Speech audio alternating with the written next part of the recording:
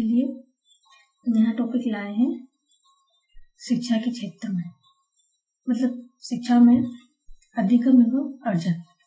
अधिगम एवं अर्जन होता क्या है, पहले हम इसके बारे में आपको पूरी विस्तार से जानकारी देंगे कि अधिगम एवं अर्जन क्या होता है।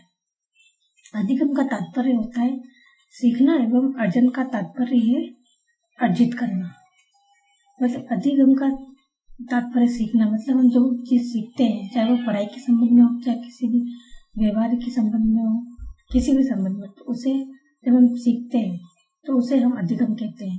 अर्जन का तात्पर्य मतलब अर्जित करना, मतलब जब हम किसी भी चीज में ज्ञान प्राप्त करते हैं तो वो हमारे अंदर इकट्ठा रहता है, तो उसे हम अर्जित कहते हैं। अब आता है हमारा अधिगम की अवधारणा। किसी भी प्रकार के अधिगम की प्रक्रिया जीवन पर चलती रहती है। भाषा के संदर्भ में भी यह बात लागू होती है, किंतु जहाँ अन्य प्रकार के ज्ञान का अधिगम अनायास ही संभव है, वहीं भाषा का अधिगम स्वयं के प्रयासों तथा इसे सीख सकने वाली वातावरण जन्य परिस्थितियों में ही संभव होता है। इसलिए भाषा को अर्जित संपत्ति कहा जाता है। मतलब हम जितनी भी प्रकार की भाषा है, ज्ञान है, जो भी अर्जित करते हैं, जो भी इकट्ठा करते हैं अपने दिमाग में, तो वो हमारी एक अर्जित संपत्ति बन जाती है। उस संपत्ति को हमसे कोई भी अलग नहीं कर सकता है। मतलब उसको हम जितना बांटेंगे वो हमें और बढ़ेगी ज्ञान। भाषा का अर्जन अनुकरण द्वारा होता है। मतलब हम दूसरों के द्वारा ही जो सीखते हैं, अनुकरण करते हैं। मतलब जो जैसा कर रहा है हम भी अगर वैसे ही कर रहे हैं, अच्छा काम कर रहे हैं, तो वो अनुकरण कहलाता है। जैसे एक बालक को ले लो, बच्चे को, बच्चे अपने वातावरण में जिस प्रकार लोगों को बोलते हुए सुनता है, मतलब वो जिस वातावरण में रहता है और उसके आसपास जो लोग हैं वो बोलते हैं और लिखता हुआ देखता है, यानी जो वो लोग कर रहे हैं वो बच्चा देख रहा है, तो उसी का वो अनुकरण करके आगे सीखता है कि बड़े लोग क्या कर रहे हैं, क्या लिख रहे हैं, क्या पढ़ाई कर रहे हैं। तो वो बच्चा भी फिर उसी प्रकार से आगे उसका अनुकरण करके आगे बढ़ता है। बालक जिस भी परिवेश में रहता है तो वहाँ के अधिकतर लोगों की भाषा क्या, यदि अशुद्ध है, अगर वहाँ के लोग अशुद्ध बोलते भाषा, तो बच्चा भी फिर वैसा ही बोलेगा, वैसा ही सीखेगा। अधिगम व्यक्तित्व के सर्वांगीण विकास में सहायक होता है। मतलब जो सीखना होता है वो व्यक्ति के जो सर्वांगीण विकास होता है उसमें सहायक होता है। इनके द्वारा हम जीवन के लक्ष्य को भी, जो लक्ष्य होते हैं उसे हम प्राप्त करने में सहायता मिलती है। यानी हम जो भी सीखते हैं तो वो हम जीवन का उद्देश्य भी हमारा धीरे धीरे वो बनता जाता है। अधिगम के बाद व्यक्ति स्वयं और दुनिया को समझने के योग्य हो पाता है। मतलब हम जो भी सीखते हैं तो सीखने के बाद ही हम ये समझते हैं कि दुनिया में क्या चल रहा है, क्या हो रहा है। रटकर विषय वस्तु को याद करने को अधिगम नहीं कहा जाता। मतलब हम जो चीज रट रहे हैं, जो चीज हमें समझ में नहीं आ पा रही, हम उसे रट रही है, तो वो अधिगम नहीं कहलाएगी। मतलब वो सीखना नहीं कहलाएगा। सीखना वो कहलाता है जो एकदम हम किसी चीज का अनुकरण करके उसे सीखते हैं। मतलब हमें उसका ज्ञान हो जाता है, अच्छी तरह उसका अर्थ पता पड़ जाता है, तो वो सीखना कहलाता है।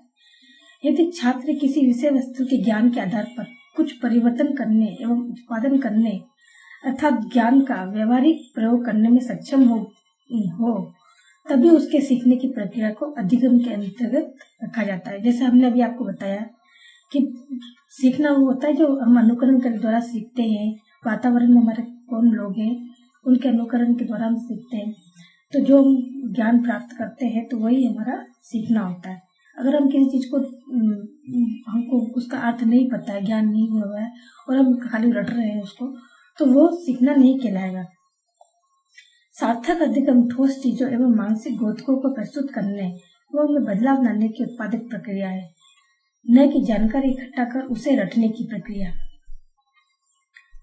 अब हमारे वैज्ञानिक के अनुसार इसमें कुछ दे रखा है कि बच्चे किस तरह से सीख पाते हैं। तो गेट्स के अनुसार अनुभव द्वारा व्यवहार में रूपांतर लाना ही अधिगम है। मतलब इसमें अधिगम और अर्जन का बताया गया है कि वैज्ञानिक लोग इसमें क्या समझते हैं। EAP के अनुसार अधिगम व्यक्ति में एक परिवर्तन है जो उसके वातावरण के परिवर्तनों के अनुसार होता है। इसी तरह अनेक वैज्ञानिकों ने अपने अपने ढंग से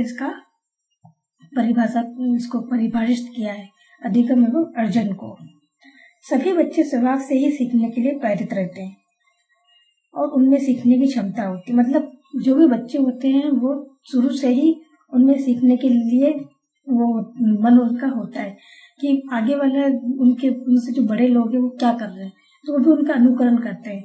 तो इससे उसके सीखने के लिए और अंदर उनको प्रेरित करते हैं कि हमको सीखना है, उनकी सीखने की क्षमता भी होती है।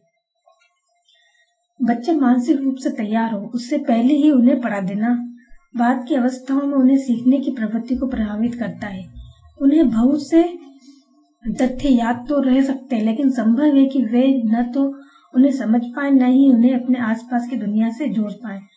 मतलब बच्चे मानसिक रूप से तैयार हो कुछ सीखने के लिए, तभी हमें उन्हें कुछ पढ़ाना चाहिए, कुछ सिखाना चाहिए, न कि उनके विपरीत उनका कार्य करना चाहिए, क्योंकि इससे उनको याद भी कुछ नहीं रहेगा और वो समझ भी कुछ भी नहीं पाएंगे। इसलिए जब बच्चे का मन कहे तभी उसे पढ़ाना चाहिए और जब वो मानसिक रूप से तैयार हो। स्कूल के भीतर और बाहर दोनों जगहों पर सीखने की प्रक्रिया चलती रहती है। मतलब जो बच्चा होता है वो घर में भी सीखता रहता है और स्कूल में अपने गुरुजनों के द्वारा सीखता रहता है। उसकी प्रक्रिया दोनों तरफ चलती रहती है। इन दोनों जगहों में यदि संबंध रहे तो सीखने की प्रक्रिया पुष्ट होती है। सीखना किसी की मध्यस्थता या उसके बिना भी हो सकता है। प्रत्यक्ष रूप से सीखने सामाजिक संदर्भ व संवाद, विशेषकर अधिक सक्षम लोगों से संवाद विद्यार्थी को उनके स्वयं के उच्च संज्ञात्मक स्तर पर कार्य करने का मौका देते हैं। यानी जो सीखना होता है वो उनके मध्यस्थता के बिना भी हो सकता है और प्रत्यक्ष रूप से भी।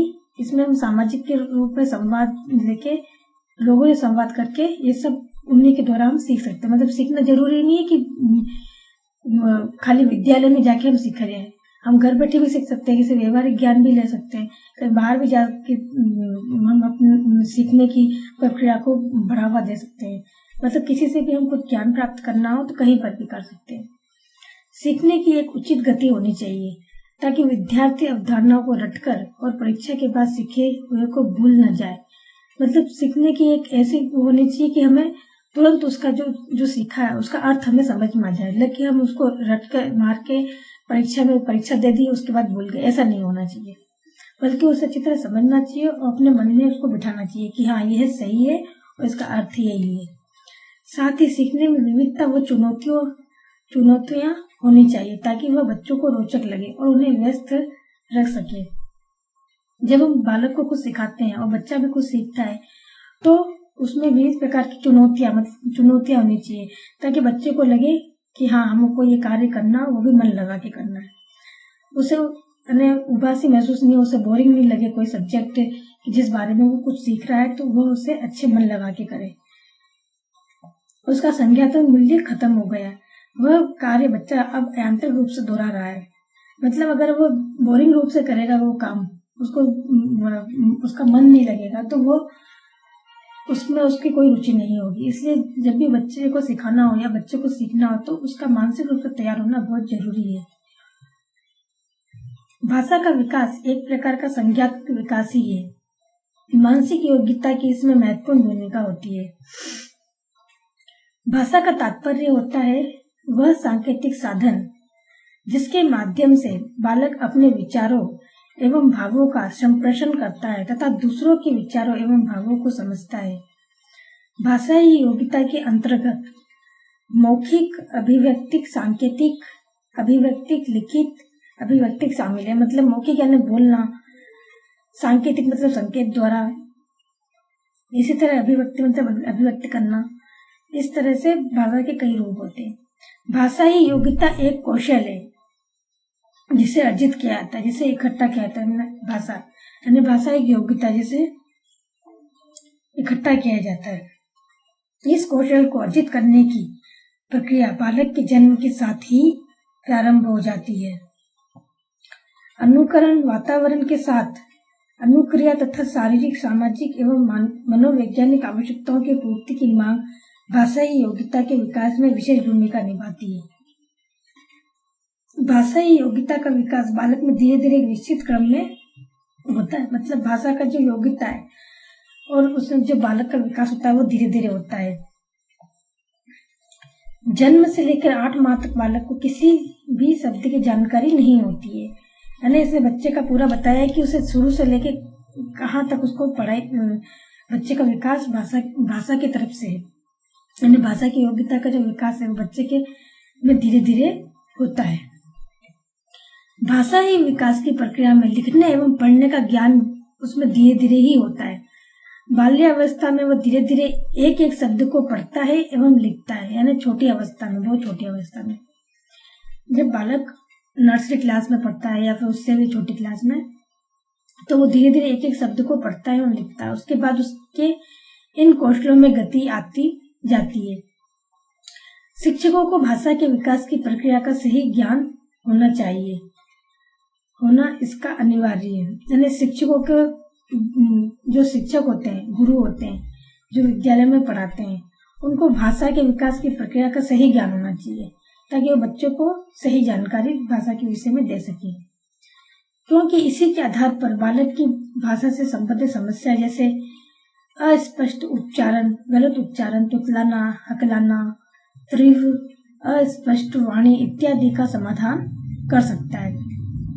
मतलब अगर शिक्षक लोग, जो टीचर्स होते हैं, अगर वो बच्चे को भाषा का ज्ञान अच्छी तरह देंगे, उसका जब वो पुस्तक को पढ़ाते हैं हिंदी में कुछ भी, तो उसका उच्चारण सही तरह हो, उसका तुतलाना जो होता है वो सही तरह उसको ठीक करवाना, हकलाना ठीक करवाना, उसकी जो वाणी है वो स्पष्ट कराना, ये सब एक शिक्षक का कार्य है।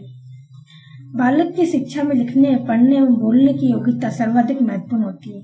यानी बालक जब कुछ पढ़ता है तो उसके पहले लिखने की, पढ़ने की एवं बोलने की, ये तीनों ही योग्यता उसके लिए महत्वपूर्ण होती है पढ़ने के लिए। इन सभी योग्यताओं में भाषा के विकास की प्रक्रिया का महत्वपूर्ण योगदान होता है। इसलिए इसकी जानकारी शिक्षकों को अवश्य होनी चाहिए। यानी जब शिक्षक ही अच्छी तरह पढ़ाएगा तभी बच्चा अच्छी तरह पढ़ेगा। अगर शिक्षक गलत पढ़ाएगा तो फिर बच्चा भी गलत ही पढ़ेगा।